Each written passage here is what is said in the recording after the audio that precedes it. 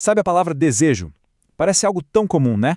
Mas e se por trás dela existisse um perigo oculto? Pois é exatamente isso que a gente vai analisar hoje, mergulhando num estudo bíblico fascinante da Deus em Nós Igreja Online. Deus em Nós apresenta Proclamação às Nações. E para começar, vamos olhar para um versículo que muita gente conhece, lá de Gálatas 5:24. Mas o nosso foco vai ser numa única palavrinha que parece bem simples: desejos. Essa é a grande questão levantada pelos professores deste estudo, a pastora Sandra Ribeiro e o Vinícius. Será que a gente realmente entende a profundidade desse termo? Olha, a resposta pode ser bem mais chocante do que se imagina. Então vamos lá. A gente vai ter que ir fundo lá no grego original. A palavra é epifilmia, e o significado dela vai muito, mas muito além de um simples querer alguma coisa.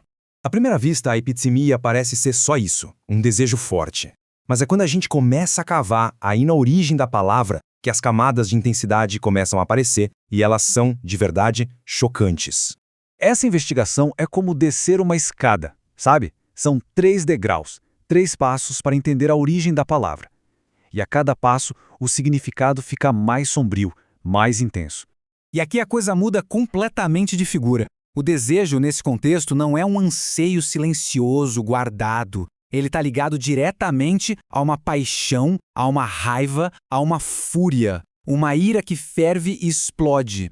E agora chegamos na raiz de tudo, a mais profunda e aterrorizante. O significado? Sacrificar, abater, assassinar. Pensa nisso. A palavra desejo, na sua essência bíblica, carrega um impulso sacrificial assassino. Não é só querer muito. É um querer tão feroz que está disposto a matar, a sacrificar qualquer coisa para conseguir. É esse nível de profundidade que o estudo nos revela. Uma palavra que a gente lê tantas vezes e nem imagina o universo que existe por trás.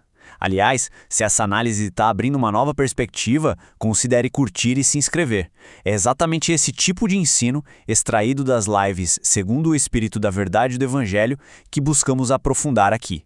Ok, agora que entendemos a força dessa palavra, vamos ver como ela funciona na prática. E para isso, vamos direto para uma das parábolas mais conhecidas de Jesus. O estudo, claro, nos leva à parábola do semeador. E lá está ela. Esses desejos, essa epitimia, aparecem como uma das 3 grandes forças que atacam a palavra de Deus no coração. E o ponto crucial é que essas 3 forças não agem sozinhas. Elas se unem, formam um time, com um objetivo claro: criar uma distração tão poderosa que afaste a pessoa da verdade espiritual. E qual o objetivo final dessa combinação? Sufocar o crescimento espiritual, impedindo que uma pessoa produza os frutos que ela foi chamada para produzir. Simplesmente torná-la infrutífera. Mas a análise não para por aí. O estudo então amplia o nosso foco e mostra que essa não é só uma luta pessoal, interna. Na verdade, tudo isso faz parte de um sistema enganoso muito maior, que está em ação no mundo. A imagem usada na fonte é forte, mas muito clara. Esse sistema manipula os desejos mais profundos, mantendo as pessoas numa corrida sem fim, sempre perseguindo coisas que, na verdade, nunca poderão ser alcançadas. É descrito como uma inteligência perversa. Não é algo aleatório, é um sistema astuto, organizado, que trabalha sem parar para amplificar a corrupção e usa esses mesmos desejos como a isca perfeita para dominar a alma e o corpo. Então, se o sistema do mundo é projetado para ser essa perseguição sem sentido, o estudo apresenta uma alternativa poderosa, uma saída. E os professores usam uma metáfora perfeita para isso. Investir neste mundo é como tentar encher uma peneira de cabeça para baixo. Por quê? Porque o fim aqui é certo para todos. Esse sistema é temporário e tudo que se acumula fica para trás. É um esforço inútil, tudo escapa. No fundo, o estudo nos coloca diante de uma escolha muito clara entre 2 caminhos.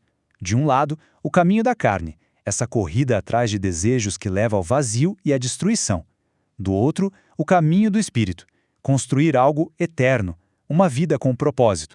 E no fim das contas, a grande lição do estudo é esta: é preciso tirar o foco dos ganhos que são temporários e investir na única segurança que é de fato eterna.